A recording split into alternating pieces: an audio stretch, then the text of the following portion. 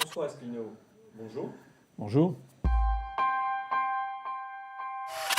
J'aurais tendance à retenir le discours à la Sorbonne qu'il a prononcé le 26 septembre dernier, qui a été assez allégorique à mon avis de sa présidence et de sa personnalité. Pourquoi ? Parce que c'était un discours sorti d'un chapeau, avec un mélange des genres assez extraordinaire. Monsieur Macron est allé s'exprimer à la Sorbonne, c'est-à-dire ça donne à la fois en France, mais plus encore à l'étranger. La Sorbonne, c'est un petit peu le symbole même du prestige de la culture française, de l'éducation, de l'université à la française. Donc comme si c'était à la fois un homme politique, mais aussi un savant ou un professeur d'université qui s'exprimait. Par ailleurs, il s'est exprimé devant tous les drapeaux des pays européens. Il n'en a pas le droit, juridiquement. Il n'avait d'ailleurs demandé son avis à aucun des chefs d'État et de gouvernement des autres pays membres de l'Union européenne. Donc il a fait ça au culot, en fait, en se prévalant d'une espèce de mandat d'autres pays, des 27 autres pays qu'il n'avait pas du tout. Il a fait ça également devant un parterre, entouré de jeunes qui étaient censés faire passer le message subliminal comme quoi la construction européenne, ça serait un truc de jeunes, et puis les personnes âgées seraient un petit peu ringardisées, alors que vous savez que c'est exactement le contraire qui est vrai. Tous les sondages post-électoraux après le référendum de 1992 sur le traité de Maastricht, et bien davantage encore après le référendum de 2005 sur la Constitution européenne, ont montré que c'était les personnes de plus de 60 ans et même de plus de 70 ans qui avaient voté majoritairement pour le oui, alors qu'en 2005, toutes les tranches d'âge en dessous de 60 ans ont voté non, et la tranche d'âge ayant le plus voté non étant la tranche d'âge des 25 à 35 ans. Et puis il y avait par ailleurs un parterre de gens qui étaient là. On ne sait pas très bien comment ils avaient été conviés. Alors dans ce discours qui se voulait fondateur, avec une mise en scène un petit peu de type élection américaine, un petit peu hollywoodien, avec des éclairages savants, M. Macron s'est laissé aller à une espèce de logorrhée complètement mégalomaniaque, où il s'est présenté un petit peu comme s'il était le patron de l'Europe. Il allait relancer l'Europe. Alors il a lancé des trucs, des fusées comme dans un feu d'artifice, une défense européenne, un parquet européen, une relance européenne, une souveraineté européenne, enfin tout ça. Et puis surtout, ce qui est intéressant, c'est de voir. Alors tout ça, ça a été bien entendu relayé en France par les grands médias sur le thème. Voilà, Emmanuel Macron est un type formidable au niveau international, il impressionne tout le monde. Mais ça c'est ce qu'on raconte aux Français. Dans le reste de l'Europe, ça a fait pchit. Honnêtement, quand on est en Estonie, en Lettonie, en Bulgarie, en Pologne, on se fout éperdument de ce que peut dire M. Macron. C'est à peu près comme les Français se moquent éperdument de ce que peut dire le Premier ministre polonais ou la présidente de Lituanie. Tout le monde s'en fiche, en définitive, puisque nous ne formons pas un seul peuple et que nous ne formons pas un seul pays, nonobstant tous ceux qui veulent faire croire qu'il y aurait un peuple européen. Donc déjà, les autres peuples s'en sont contrefichés complètement. Deuxièmement, ça a beaucoup indisposé, en fait, les partenaires de l'Union européenne. Ça a été... les vaticinations de M. Macron sont tombées dans un silence gêné. Il n'y a pratiquement eu aucune réponse par rapport à ces projets qu'il avait lancés. Alors maintenant, où est-ce qu'on en est ? Nous voici maintenant au mois de mars 2018. Donc ça va faire 6 mois à peu près depuis ce discours fondateur. Rien. En fait, rien. Alors il va y avoir bientôt un sommet là, européen. On va voir où Mme Merkel, ayant été enfin remontée sur son cheval pour la 4e fois, c'est le 4e mandat. J'en profite d'ailleurs au passage pour signaler que les grands médias français présentent M. Poutine réélu pour un 4e mandat comme si c'était un potentat incroyable d'être pour un 4e mandat. C'est le 4e mandat, c'est aussi Mme Merkel. Mais ça, tout le monde trouve ça très bien dans les grands médias français. Mme Merkel, qui a eu les plus grandes difficultés d'ailleurs à retrouver son poste de chancelière, elle l'a fait au prix d'une alliance très difficile, à mon avis, sur long terme à conduire avec la CDU, la CSU, son allié qui est très à droite, et puis le Parti social-démocrate. Et donc Mme Merkel étant remontée sur son cheval, donc va se rencontrer très prochainement avec Emmanuel Macron dans un sommet. Ils se sont d'ailleurs déjà rencontrés il y a quelques jours. Mais à part Mme Merkel et M. Macron, Mme Merkel, elle est là pour essayer de sauver un petit peu les apparences avec Emmanuel Macron. Mais il faut voir que sur tous les autres sujets, en fait, ça ne marche pas, parce que madame, contrairement à une légende, le couple franco-allemand, ça ne dirige pas l'Union européenne. C'est pas vrai. C'est pas vrai. On l'a vu lorsque M. Macron avait lancé son projet sur les directives des travailleurs détachés. La Pologne a dit non, la Bulgarie a dit non.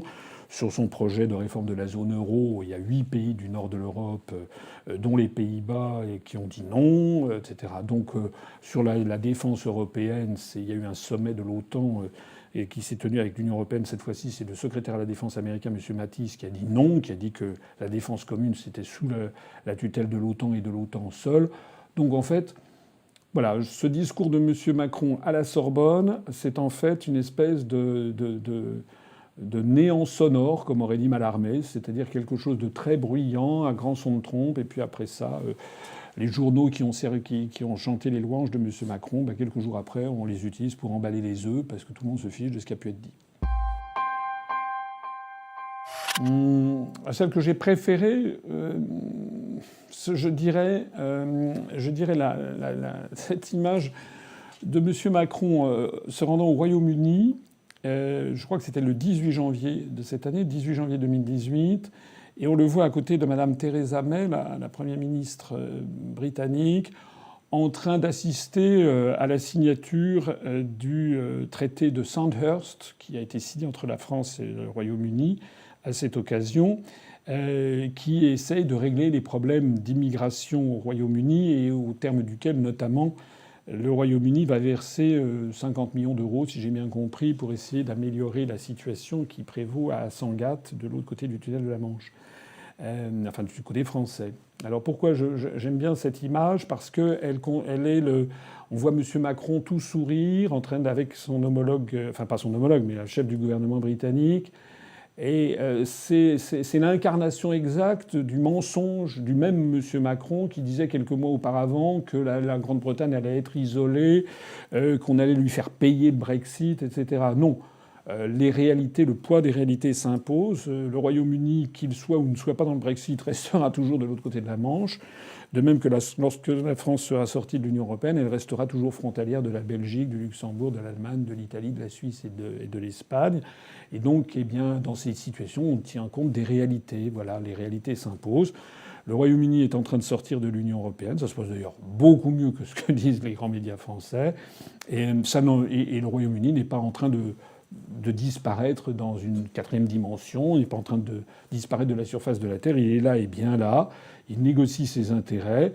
Et puis, eh bien, M. Macron traite avec d'État souverain à État souverain. Voilà. Alors, la pire image de l'année, il y en a beaucoup, hein, avec M. Macron. J'avoue que c'est presque tous les jours la pire image. J'aurais quand même tendance à en retenir non pas une, mais deux, parce qu'elles vont toutes les deux dans le même sens. Il y a l'image quand il s'est rendu je crois que c'était à Brest, je crois que c'était en juin 2017, où il va voir les forces armées maritimes, et où il a fait cette plaisanterie scandaleuse, en fait, où parlant des kwassa, c'est-à-dire ces petits navires de fortune qui sont chargés d'immigrés clandestins qui fuient l'île d'Anjouan dans les Comores pour essayer de rejoindre l'île française de Mayotte de l'autre côté du détroit du canal de Mozambique. Ça fait à peu près 70 km. Où il a dit que là, on allait à la pêche aux Comoriens. Enfin, je ne me rappelle plus le terme exact. C'était que les kwassa amenaient du Comorien. Enfin, il comparait en fait les Comoriens. Il y a quand même des morts tous les jours, hein, parfois par dizaines qui se chiffrent. Il comparait ça à du poisson. Bon. C'était extrêmement malséant, malvenu, et ça a d'ailleurs fortement déplu dans tout l'environnement régional en océan Indien. Et puis j'y ajouterai un petit peu dans la même veine une autre image que j'ai, qui est du mois de novembre, je crois, de 2017, lorsque M. Macron se rend en Afrique occidentale, lorsqu'il va au Burkina Faso. À Ouagadougou, il fait une conférence devant l'université de Ouagadougou avec son homologue, le président Roch Kaboré, et puis à un moment, il plaisante là aussi, et puis le président du Burkina sort de la salle, parce que je sais pas, il avait été appelé, et le président Macron dit tiens, il est sorti aller réparer la climatisation, parce que il y avait des problèmes de climatisation. Là aussi, ça n'a pas beaucoup plu, c'est le moins qu'on puisse dire, dans toute l'Afrique de l'Ouest, où ça a été perçu comme sur l'affaire des Comores, comme en fait quelque chose qui, au minimum, d'abord est extrêmement malséant venant d'un chef d'État de la République française, mais au minimum témoigne d'une espèce de condescendance et de paternalisme vis-à-vis des pays d'Afrique, que ce soit les Comores, que ce soit le Burkina Faso, et au maximum traduit implicitement, de façon inconsciente ou non, un réflexe raciste. Voilà. On n'imagine pas que M. Macron, dans une réunion avec Donald Trump, voyant Donald Trump par exemple sortir de la salle, dit tiens, il est allé réparer la clim. Là, on l'imagine pas du tout. Il aurait plutôt été là à lui cirer les pompes. Donc on a quand même dans ces deux images, je trouve quelque chose qui est assez nauséabond. Oui, je pense. Je pense que c'est quelqu'un qui... D'abord, il est programmé pour appliquer la politique de l'oligarchie, et dont je rappelle, je l'ai expliqué suffisamment dans mes conférences, qu'elle vise à instaurer dans le monde du XXIe siècle un monde prétendument multipolaire, s'inspirant des analyses de quelqu'un comme Samuel Huntington sur The Clash of Civilizations and the Remaking of World Order, c'est le terme en américain, c'est-à-dire le choc des civilisations et la reformation d'un nouvel ordre mondial. Donc je rappelle, pour ceux qui auraient manqué les épisodes antérieurs, que le monde occidental est dirigé par une oligarchie qui a fixé comme objectif que le monde devait s'organiser en grands pôles civilisationnels, en fait essentiellement fondés sur des religions, avec le monde dit judéo-chrétien, c'est-à-dire avec les États-Unis, le Canada, et puis l'Union européenne. Et puis un autre monde qui serait le monde dit latino-américain. On se demande pourquoi il n'est pas judéo-chrétien. La réponse, c'est simplement que les latinos détestent les Yankees. Donc Samuel Huntington les a cantonnés dans leur sous-continent. Et puis il y aurait le monde musulman, et puis il y aurait le monde russe et orthodoxe, et puis le monde africain, et puis le monde indien, et puis le monde chinois et confucéen, le monde japonais. Voilà. C'est une simplification de type hollywoodienne. C'est comme les Stetson noirs et blancs des westerns des années 50, avec le bon et le méchant. Tout ça ne pèse pas. Si on examine ça d'un tout petit peu près, ça n'a aucun sens. Ça n'a aucun sens de considérer que l'Espagne, par exemple, va fusionner avec les pays baltes et se couper de l'Argentine. Ça n'a aucun sens de considérer que les mêmes pays, c'est la même zone qui va depuis le Sénégal jusqu'à l'Indonésie et la Papouasie-Nouvelle-Guinée occidentale, parce que tout ça appartiendrait au monde musulman. Tout ça, c'est des vaticinations, mais ça vise à avoir une espèce de vision géopolitique et à justifier, d'une part, la construction de l'Union européenne et d'autre part, les traités comme le CETA et le TAFTA, qui sont une nouvelle fusée, un nouvel étage dans la fusée qui, au bout du compte, même si c'est tacite, même si ça n'est jamais très, très clairement expliqué, devrait conduire les docteurs Folamour de ce genre de perspective mondiale à avoir une espèce de gigantesque État qui s'étalerait sur les deux rives de l'Atlantique, dirigé, on suppose, depuis Washington, avec peut-être un jour une seule et même monnaie qui serait l'AMeuro ou l'Amero ou je ne sais pas quoi. Voilà. Alors la pensée de Macron, c'est ça. Il n'en sort pas. C'est-à-dire que pour lui...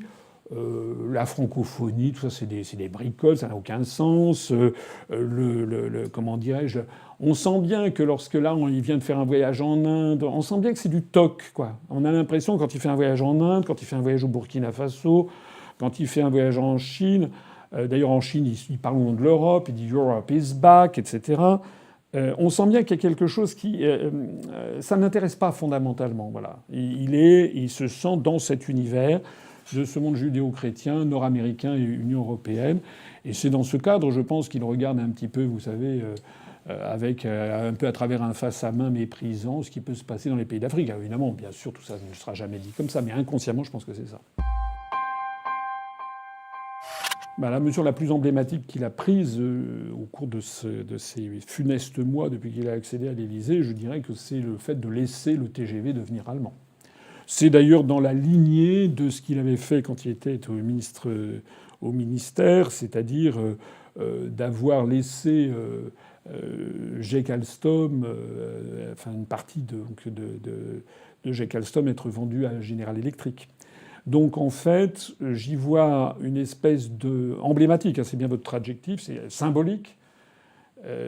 C'est que M. Macron considère qu'il est tout à fait normal de laisser toute notre industrie passer en mains étrangères. Voilà, c'est une espèce d'abandon généralisé. Alors ça va être effectivement le TGV qui devient allemand, mais aussi... voilà, enfin, il n'y a plus aucune défense de l'intérêt national en matière industrielle, comme d'ailleurs dans beaucoup d'autres domaines. La meilleure mesure, il n'y en a pas 50, moi j'en ai trouvé qu'une en y réfléchissant, c'est la décision en 2019 d'avoir des listes nationales aux européennes. Donc ça me paraît bien, ça me paraît très très bien. Alors il ne l'a pas fait, je crois qu'il l'a fait pour des raisons de tambouille politicienne. Mais moi ça me paraît très bien parce que je rappelle que depuis 1979 jusqu'en 1999, il y avait une liste nationale à la proportionnelle. Et puis en 1999, rappelez-vous ce qui s'était passé. La liste qui avait été dirigée par Charles Pasqua et Philippe de Villiers avait dépassé la liste RPR-UDF traditionnelle qui avait été au début conduite par Philippe Séguin. Puis Philippe Séguin avait jeté l'éponge et au débeauté, c'était Nicolas Sarkozy qui avait mené la liste. Donc rappelez-vous, en 1999, cette liste Pasqua-Villiers avait fait de mémoire quelque chose comme 13 et quelques %, alors que la liste RPR-UDF n'avait fait que 12,5%. Dans la foulée, je crois que c'était Alain Juppé ou je ne sais pas qui avait décidé qu'on allait avoir maintenant des listes par des grandes régions. Alors le motif allégué était risible, et c'était pour rapprocher les députés européens de leurs administrés. C'est vraiment se moquer du monde. Il y avait 8 grandes régions interrégionales, dont une région outre-mer, et 7 pour la métropole et la Corse. Et bon, c'était des grandes régions où il y avait, je sais pas, 7, 8 millions d'électeurs. Vous aviez 5 ou 6 ou 7 ou 10 députés selon les régions voilà. Donc ça rapprochait absolument pas les députés européens de leurs électeurs. D'ailleurs, les électeurs se contrefichent éperdument des députés au Parlement européen, mais ils sont absolument incapables de savoir, de même mentionner qui est député français au Parlement européen. Ça ne les intéresse pas. Mais en revanche, avec cette affaire, c'était ça l'objectif implicite qui avait été poursuivi, c'était de casser ce qui s'était passé, c'est-à-dire de casser l'irruption d'une liste qui poserait les vrais débats de fond. Parce que quand vous aviez 8 listes, vous aviez 8 têtes de liste, tout ça passait assez inaperçu. Ça permettait d'ailleurs à ces grands partis qui jouent le système des lieutenants d'avoir dans une région quelqu'un qui tenait des propos assez eurocritiques, dans une autre quelqu'un très europhobe, europhile, dans une troisième, enfin bon, ça permettait ainsi de ratisser large et de tirer à hu et à dia. En fait, c'était l'enjeu même de la construction européenne qui avait ainsi été passé sous le tapis. Alors la conséquence, ça d'ailleurs n'avait pas tardé, c'est que les Français, qui déjà étaient peu intéressés par ce scrutin, s'en sont complètement désintéressés. On a atteint des records d'abstention, de l'ordre de 60% d'abstention. Donc là, la décision de Macron de rétablir les listes comme ça existait jusqu'en 1999 me semble une bonne chose, parce qu'il va y avoir donc en 2019, l'année prochaine, il va y avoir un vrai débat de fond avec une tête de liste nationale pour chacune de ces grandes listes. Et là, j'espère, en tout cas je ferai, pour ce qui me concerne et pour ce qui concerne l'UPR, nous ferons tout pour, nous allons poser le vrai débat, c'est-à-dire la construction européenne. Est-ce qu'on continue ou est-ce qu'on arrête ? Voilà. Et c'est un débat qui d'ailleurs, s'il est caché en France, s'il est passé sous la table, si moi on ne me donne pas accès aux grands médias, c'est pas en cassant le thermomètre qu'on règle la maladie. La construction européenne est en train de s'effilocher un peu partout à travers le continent européen, de Prague à Varsovie, de Rome à Berlin, de Londres à Athènes, etc. Il y a donc un vrai débat qui doit avoir lieu. J'espère qu'il aura lieu à cette occasion. Donc ça, c'est vraiment, à mon avis, j'allais dire vraiment la meilleure décision qu'il a prise. La pire mesure, là, enfin, il y a pléthore, mais je dirais, alors on n'a pas encore vu ce qui va se passer avec la réforme de la Constitution et l'inscription peut-être de la Corse dans la Constitution, ce qui serait le coup d'envoi à quelque chose qui est détestable, c'est-à-dire l'idée qu'il peut y avoir des citoyens de différentes catégories au sein de la République, selon leur localisation géographique. Donc tout ça, vous connaissez mon discours et mes analyses sur les eurorégions, c'est extrêmement grave ce qui se passe en matière d'unité nationale. Par exemple, aussi une des pires décisions qu'il ait prises, c'est le fait qu'il n'a pas sévi lorsque M. Jean-Guy Talamone, qui est le président de la collectivité de Corse, a osé faire des débats en langue corse, retirer le drapeau bleu-blanc-rouge de son bureau, c'est-à-dire piétiner les articles 1 et 2 de la Constitution française. Et d'ailleurs, lorsque M. Macron s'est rendu en Corse, l'Élysée, semble-t-il, d'après ce que j'ai lu dans les gazettes, a négocié avec la présidence de l'Assemblée territoriale de Corse le fait que Macron puisse rencontrer M. Talamone en terrain neutre, si on peut dire, dans un bureau qui ne serait pas celui du président de la collectivité de Corse, qui refuse de mettre le drapeau bleu-blanc-rouge. Donc c'est à mon avis absolument détestable. C'est même plus que ça. C'est une faute. C'est un crime contre l'unité nationale parce que c'est avec ce genre de petits renoncements que progressivement on en arrive à la situation qui est ce qu'on voit chez notre voisin du Sud avec la Catalogne.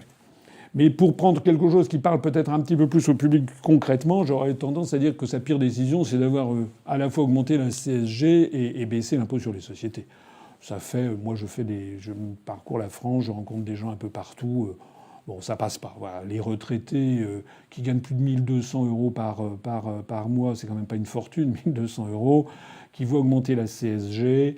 Au moment qu'on démolit, on affaiblit l'impôt sur les sociétés, l'impôt de solidarité sur la fortune, qui devient simplement une espèce d'impôt foncier supplémentaire, ça n'est pas correct.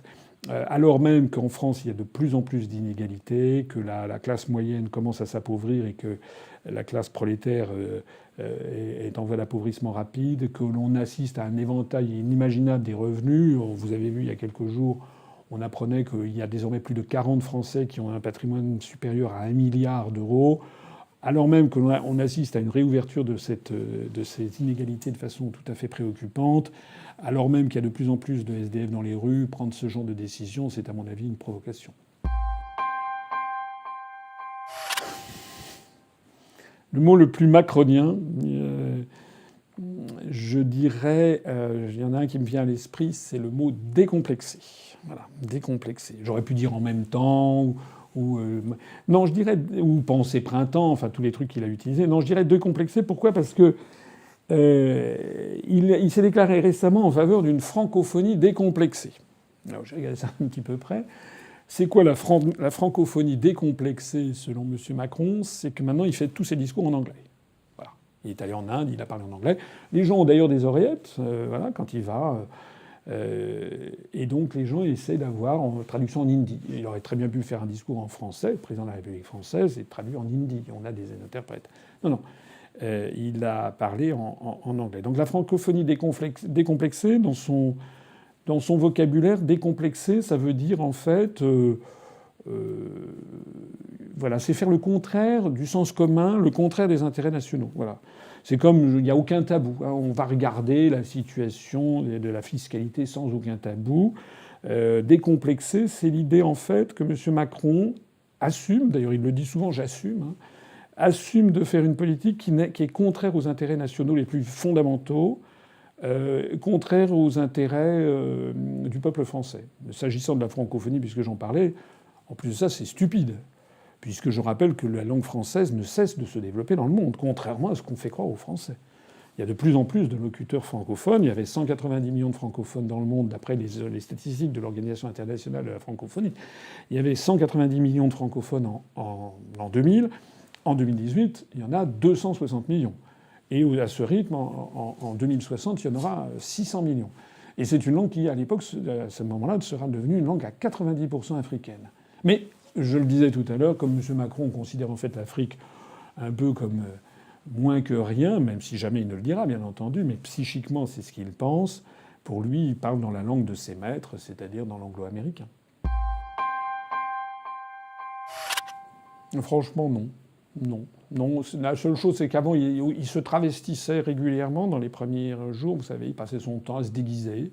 Il avait des panoplies, la panoplie, je sais pas, de l'aviateur, la panoplie du tennisman, la panoplie du type derrière comment dirais-je, un standard de téléphone.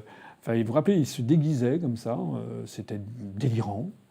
Il était allé à Istres, il avait endossé il se prenait pour, vous savez, comme dans une série américaine, comme George W. Bush quand il s'était endossé un uniforme de l'armée américaine. Alors, je suis désolé, M. Macron n'est pas membre de l'armée de l'air, donc lorsque le général de Gaulle portait un costume de général, il était général. Bon, M. Macron n'est pas militaire. Donc il faisait des déguisements. Alors ça, je crois qu'il a un peu, comme il a été beaucoup brocardé, en particulier par nous et par moi, je l'avoue, peut-être que ça lui a donné à réfléchir, ça a donné à réfléchir à ses communicants autour de lui. Donc ça, j'ai l'impression qu'il ne le fait plus trop. Mais pour le reste, non. Je pense qu'il éprouve toujours non vis-à-vis des puissants.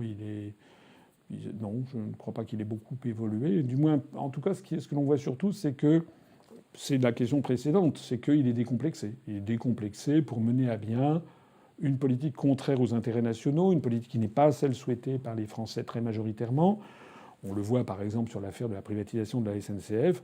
On voit bien qu'en fait, il sait que qu'en 2022, et probablement il ne sera pas réélu parce que probablement l'oligarchie aura décidé de mettre quelqu'un à la place, et donc il commence à peut-être anticiper qu'il passera des jours heureux comme l'ancien Premier ministre britannique qui avait succédé à Madame Thatcher, qui est maintenant est au fond Carlyle, voilà. Donc voilà, je pense que non, il n'a pas changé. Oui, mais ça, enfin, vous dire, sauf à être vraiment demeuré ou à ne pas s'intéresser à la politique, enfin, tout le monde, enfin, on ne peut pas être tellement surpris de ce qu'il fait. Enfin, moi, quand j'étais candidat à l'élection présidentielle, vous n'allez pas me dire le contraire. J'ai quand même passé mon temps à expliquer que lui, comme d'ailleurs les 9 autres candidats, puisque j'étais le seul à proposer de sortir de l'Union européenne, de l'euro et de l'OTAN, mais les 9 autres candidats, y compris Madame Le Pen, y compris M. Mélenchon, qui refusaient et qui refusent toujours bec et ongle de sortir de l'Union européenne, auraient été obligés d'appliquer les directives venues de la Commission européenne en vertu de l'article 121 du traité sur le fonctionnement de l'Union européenne, donc les grandes orientations des politiques économiques. Donc tout en découle. Alors c'est vrai qu'il n'avait jamais mis dans son programme qu'il allait aller vers une privatisation rampante de la SNCF, mais ça découlait de la lecture des Gopé. C'est vrai que quand je l'ai dit même sur France 2, je l'avais même montré, j'avais même déchiré devant les caméras, tout le monde peut voir ça, ça circule sur Internet. La remise en cause du SMIC, la remise en cause des retraites, l'augmentation de la CSG, la baisse des dotations aux collectivités locales, tout ça, il applique la feuille de route qui est appliquée par Bruxelles. Voilà. Alors, il y en a beaucoup, mais je pense que le plus important des décalages, c'est ce qui s'est passé, enfin ce qu'on a su. Vous savez, je disais tout à l'heure, au début de cet entretien, qu'il s'est rendu au Royaume-Uni le 18 janvier. À cette occasion, il a été interrogé par la télévision britannique, la BBC, dans un entretien qui a été rendu public le 21 janvier de cette année, 21 janvier 2018. Et dans cet entretien, qui a été d'ailleurs extrêmement camouflé en France par les grands médias, il a été interrogé tout à trac par le journaliste de la BBC qui lui a dit « Mais s'il y avait en France un référendum sur le Frexit, comme il y a eu un référendum sur le Brexit au Royaume-Uni, à votre avis, comment réagiraient les Français ?» Et M. Macron a répondu que probablement les Français voteraient en faveur du Frexit. Alors après, il s'est rendu compte qu'il était peut-être allé, qu'il avait peut-être dit quelque chose qu'il n'aurait pas dû dire. En tout cas, c'était sa réaction première. Voilà.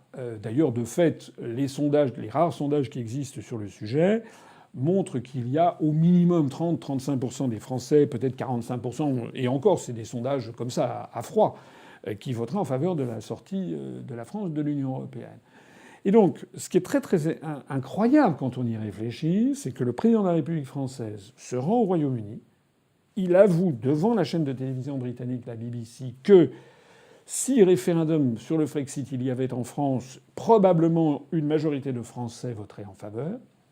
Et avec ce constat, normalement, s'il était démocrate, si c'était un démocrate, ou si c'était Charles de Gaulle avec un tel constat, il organiserait un référendum. Il demanderait aux Français « qu'est-ce que vous voulez ?» C'est ça, être démocrate. Voilà. Il fait tout le contraire. C'est-à-dire que non seulement il n'organise pas de référendum, mais il se lance dans une espèce de fuite en avant, dont a témoigné d'ailleurs le discours de la Sorbonne du 26 septembre dont je parlais tout à l'heure. une espèce de fuite en avant qui laisse pantois d'ailleurs les autres partenaires qui, eux, sont à tout prendre, notamment tous les pays d'Europe du Nord, sont quand même plus démocratiques. Les autres pays d'Europe du Nord se disent attention, attention, on est en train de se couper complètement des populations, il faut donc freiner. Non, lui, il va de l'avant, il s'agit d'accélérer le mouvement. Je crois qu'on ne peut pas faire plus antidémocratique, en fait, plus. Je pèse mes mots, c'est une démarche dictatoriale. On ne peut pas faire plus dictatorial qu'un président de la République française qui dit probablement les Français voudraient qu'on sorte de l'Union européenne et donc, conclusion, j'accélère la construction d'une Europe fédérale. On ne peut pas faire plus gros décalage, me semble-t-il, chez un responsable politique. L'histoire rendra raison à tout ceci et jugera très sévèrement les agissements de M. Macron. Ça, j'en suis absolument certain. La seule bonne surprise que je vois, enfin à part celle dont je parlais tout à l'heure sur la liste unique pour les européennes, la bonne surprise que je vois, c'est un petit peu une provocation ce que je vais dire, mais c'est l'annonce faite par M. Macron qu'il allait réaugmenter le budget du ministère de la Défense. Parce que je vous rappelle quand même que le psychodrame avec lequel avait commencé son quinquennat, c'est-à-dire que juste avant le 14 juillet, il avait, alors que tout le monde sait, et c'est pas être militariste que de dire ce que je dis, tout le monde sait que le budget des armées est devenu insupportable. Les armées n'arrivent même plus à faire le minimum des tâches qu'on leur demande, notamment lorsqu'on les envoie sur des théâtres d'opérations étrangers, où d'ailleurs, soit dit en passant, je considère que la France n'a pas à être. Bon. Mais à partir du moment où on envoie des soldats sur des théâtres d'opérations étrangères, le minimum que l'on puisse faire, c'est d'essayer d'assurer au maximum leur sécurité. Donc il n'y a même pas ça. Donc toute la hiérarchie militaire avait tiré la sonnette d'alarme sur le fait qu'on était tombé très très très en dessous du seuil de flottaison, quelque chose du style 0,8% du produit intérieur brut. Je rappelle qu'en 1960, on était à 4, et quelques, et qu'il serait raisonnable d'être aux alentours de 1,5 à 2% minimum, surtout quand on voit le réarmement partout qui se passe dans le monde. Donc M. Macron, rappelez-vous, au mois de juillet 2017, avait commencé par faire un caprice. J'ai fait mon caprice, comme aurait dit une diva italienne, et donc il avait taillé encore dans les dépenses du ministère de la Défense, ce qui avait amené le chef d'état-major des armées, le général De Villiers, à présenter sa démission. Vous vous rappelez cette affaire. Et M. Macron avait donné quelques coups de menton. Il s'était déguisé pour aller à Istres, je vous l'ai dit tout à l'heure, pour essayer de remonter la pente. Et puis voilà que 8 mois après, il annonce, alors là, qu'il fait des effets d'annonce, comme quoi le budget du ministère de la Défense va augmenter de façon considérable. On n'a encore pas vu la couleur, soit dit en passant. Mais enfin, je trouve que c'est une annonce surprise assez intéressante parce que, au minimum, ça prouve que M. Macron ne sait pas où il va, qu'il n'a pas de réflexe de réflexion stratégique de chef d'État, parce qu'il aurait dû les avoir avant de se présenter à la présidentielle. Moi, si j'avais été élu, j'aurais pas commencé par baisser le budget du ministère de la Défense. Jamais. J'aurais plutôt visé à l'augmenter. Mais le diminuer, faire un scandale national avec la démission du chef d'état-major des armées pour quelques mois après faire un virage à 180 degrés, du moins annoncer un virage à 180 degrés, ça témoigne quand même de quelque chose de très amateur et de très capricieux chez un président de la République qui, à mon avis, le costume est un peu trop large pour ses frêles épaules. Pas grand-chose d'extraordinaire, à mon avis. Je pense qu'au contraire, ces années à venir sont des années de tous les dangers. D'abord, en matière intérieure, M. Macron va poursuivre la feuille de route des grandes orientations des politiques économiques, publiée par la Commission européenne chaque année, je le rappelle. Donc on va poursuivre dans le démantèlement des services publics, on va poursuivre dans l'augmentation des faveurs données aux plus riches. On va poursuivre dans la réduction budgétaire tous azimuts, y compris de services qui sont désormais en dessous du seuil de survie. On va poursuivre dans la baisse des dotations globales de fonctionnement aux collectivités locales. Il va poursuivre dans la volonté de fusionner au forceps des communes qui ne le veulent pas. Il avait annoncé, on va aller dans cette direction probablement, de la suppression de 25% des départements. Il va poursuivre, en fait, disons-le carrément, dans la démolition de la République française, de l'État qui s'appelle République française. Voilà, c'est en fait quelqu'un qui est un démolisseur du siège sur lequel il est assis, comme d'ailleurs ses prédécesseurs, mais là, ça s'accélère. Ça, c'est en politique intérieure. Je ne vois pas comment il en serait autrement, à moins qu'il ait d'un seul coup une espèce de révélation. Pour l'instant, ça n'en prend pas le chemin. En politique extérieure, moi, ce que je vois, c'est une crise avec la Russie qui ne cesse que de s'envenimer avec cette affaire rocambolesque de cet agent double qui aurait été empoisonné par les Russes. C'est d'ailleurs absolument scandaleux la façon dont M. Macron s'est rangé derrière l'avis britannique. Il est d'ailleurs le seul. Là, j'ai vu que la chancelière Merkel a été beaucoup plus prudente. Elle a affirmé sa solidarité avec le Royaume-Uni, mais elle a refusé d'incriminer directement la Russie. Et comme j'ai déjà eu l'occasion de l'expliquer, enfin, si j'étais Vladimir Poutine ou si j'étais à supposer que je veuille tuer, faire assassiner un agent double que j'avais libéré il y a 17 ou 18 ans, qui ne présentait plus aucun intérêt, déjà, je ne vois pas pourquoi je le ferais. Deuxièmement, j'éviterais de le faire l'avant-veille de ma réélection et quelques semaines ou quelques mois avant la Coupe du Monde de foot pour avoir un énième boycott occidental contre les Jeux. Après les Jeux Olympiques de Sotchi, etc. Bon, ce sont les Jeux Olympiques de Moscou en 91. Les Russes sont habitués à ça. Et puis quand on creuse un peu le sujet, enfin c'est un autre sujet, mais quand on creuse le sujet de ce Novichok, c'est absolument pas clair ce qu'il y a derrière. M. Macron, tête baissée, il a foncé pour... Il a d'ailleurs, si j'ai bien compris, désavoué la politique suggérée par le Quai d'Orsay, parce que pendant les premiers jours, la France avait fait ce que fait Mme Merkel en ce moment, c'est-à-dire affirmer sa solidarité avec le Royaume-Uni, tout en se gardant bien d'incriminer la Russie. Puisque ce sujet, mais je l'ai regardé d'un peu près, c'est quand même assez incroyable. Tous ces pays sont membres d'une organisation dans le périmètre de l'ONU qui s'appelle l'Organisation pour l'interdiction des armes chimiques. C'est un traité international. Et dans ce traité international, il est prévu, le cas de figure qui est arrivé est prévu. Et donc, lorsqu'il y a un soupçon d'empoisonnement d'une personnalité par une puissance étrangère, normalement, il faut demander des éclaircissements à la puissance étrangère, lui transmettre d'ailleurs des échantillons, et la puissance étrangère a 10 jours pour répondre. C'est inscrit dans le traité. Le Royaume-Uni, d'ailleurs, de ce que je sais, cet agent double, qu'on n'a d'ailleurs jamais vu, avec sa fille, on ne l'a jamais vu. Paraît-il qu'il est dans un état critique, il serait dans le coma. Bon, acceptons l'information, mais pour l'instant, personne ne l'a vu. Donc ce monsieur serait dans le coma, et le Royaume-Uni a dit c'est la Russie, et 24 heures pour répondre. Pourquoi 24 heures alors que les traités internationaux prévoient 10 jours? On voit donc bien qu'il y a quand même quelque chose qui n'est pas clair là-dedans, qu'il n'y a pas une volonté de clarifier la situation. J'aurais été à la place de M. Macron, j'aurais pris comme toujours, moi je suis quelqu'un qui se fonde sur le droit, j'aurais dit, bon, d'abord j'aurais essayé d'avoir des précisions de la partie britannique pour être bien certain que les faits eux-mêmes ont existé, et si les faits eux-mêmes ont existé, je dirais, il faut appliquer le traité de l'Organisation de l'interdiction des armes chimiques. Voilà. C'est-à-dire qu'il faut, s'il y a une puissance qui est suspectée, elle a 10 jours. Alors, crise avec la Russie, je reviens à votre question. Crise, toujours au niveau international. Moi, je crains une crise avec l'Iran, puisque vous avez vu, alors ça ne concerne pas directement Macron, mais ça concerne le fait que Donald Trump, le président des États-Unis, a chassé d'un seul coup comme un malpropre Rex Tillerson, le secrétaire d'État, pour nommer à sa place Mike Pompeo, qui était à la tête de la CIA et qui est connu comme étant un faucon, c'est-à-dire quelqu'un d'un jusqu'au boutiste sur la question iranienne.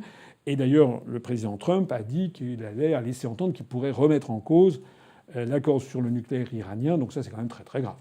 Parce que si on remet en cause l'accord nucléaire iranien, c'est reparti de plus belle. Or, l'Iran, comme la Turquie, se sont rapprochés de la Russie. On a l'impression que se met en place comme ça, petit à petit, toute une série d'éléments qui pourraient faire une détonation générale contre la Russie dans les années qui viennent. Il faut suivre ça d'extrêmement près. Et c'est pour ça qu'il faut être... Par exemple, sur cette affaire d'agent double, il faut être excessivement prudent et il faut militer pour la paix et non pas jeter de l'huile sur le feu comme Macron l'a fait avec inconscience juvénile. Je dirais aussi, parmi les années qui viennent, la crise de l'euro qui va exploser.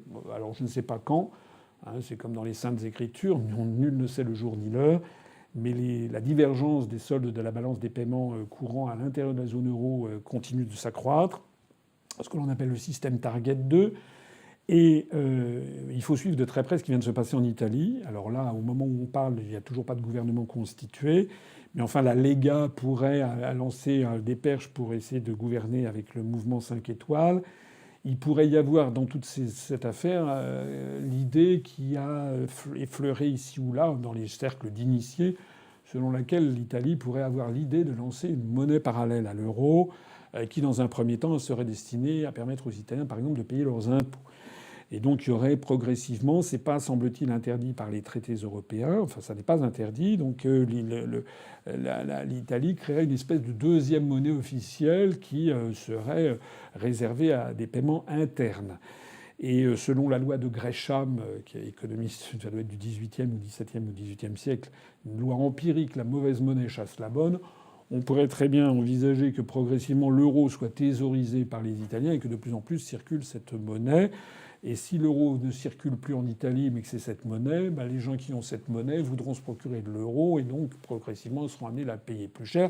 On pourrait avoir une espèce de combinazione à l'italienne qui fait que sans s'en rendre compte d'un seul coup, eh bien, on se retrouverait en Italie avec une nouvelle monnaie qui... Bon, c'est peut-être de la futurologie, mais il y a des gens qui ont réfléchi, notamment des économistes de la Lega. Et donc il faut suivre ça. En tout cas, vous savez que l'Italie a un déficit de l'ordre de 450 milliards d'euros vis-à-vis du système Target. Et donc si d'aventure l'Italie sortait demain tout à trac de l'euro en piétinant les traités, en disant voilà, maintenant on n'est plus dans l'euro, le pays violerait les traités internationaux, mais surtout l'eurosystème se retrouverait avec une ardoise de 450 milliards d'euros que l'Italie n'aurait pas les moyens de payer. Et donc, qui paiera? Les restants. Et parmi lesquels la France. Voilà. Donc, ça veut dire qu'il y aurait un sinistre qui pourrait atteindre, en gros, quelque chose comme 80, 90 ou 100 milliards d'euros pour les Français. Voilà. Personne en France n'en parle. Monsieur Macron, lui, il joue les amoureux transis, le mari de Brigitte Trogneux devant le Taj Mahal. Voilà ce que l'on présente aux gens, aux dames qui vont se faire coiffer chez le coiffeur. En réalité, des choses extrêmement graves menacent, et notamment sur l'explosion de l'euro. Pour terminer, résumer toute cette question, je pense que en matière de politique, les 4 années qui viennent vont être marquées par un réaménagement de la scène politique qui d'ailleurs est en cours. En réalité, Macron, j'allais dire, c'est le dernier comment dirais-je, c'est le dernier échelon de la fusée. C'est quelqu'un qui rassemble au-dessus du clivage droite-gauche pour pousser la France dans une Europe fédérale. Et il faut veiller, et dans les années qui viennent, l'opposition à Macron, c'est pas la droite, ça n'est pas la gauche. L'opposition à Macron, c'est quelqu'un qui rassemblera, comme Macron l'a fait, au-delà du clivage droite-gauche, mais pour faire prévaloir la souveraineté nationale. Donc, en fait, on est en train, je pense, que de plus en plus va s'affirmer au cours des années qui viennent la péremption du clivage droite-gauche au profit d'un autre clivage, comme on l'avait vu sous l'occupation, entre ceux qui acceptent le fait que la France est une puissance désormais vassalisée par des forces étrangères et que le peuple français n'a plus son mot à dire, et des forces de résistance qui veulent que le peuple français soit ce qui a toujours été le peuple libre, puisque c'est ça que veut dire français. Donc une espèce d'antithèse, de négatif photographique de Macron, rassemblant au-dessus du clivage droite-gauche pour récupérer notre souveraineté nationale. Voilà. En tout cas, c'est ce que j'ai toujours pensé. J'ai créé l'UPR voici bientôt 11 ans. J'ai toujours pensé que c'est à ceci qu'on arriverait un jour. On est en train d'y arriver. Et donc, ce qu'il faut, c'est rassembler les Français au-dessus du clivage droite-gauche pour faire sortir la France de l'Union européenne, de l'euro et de l'OTAN. Ça tombe bien, c'est ce que je fais depuis 11 ans.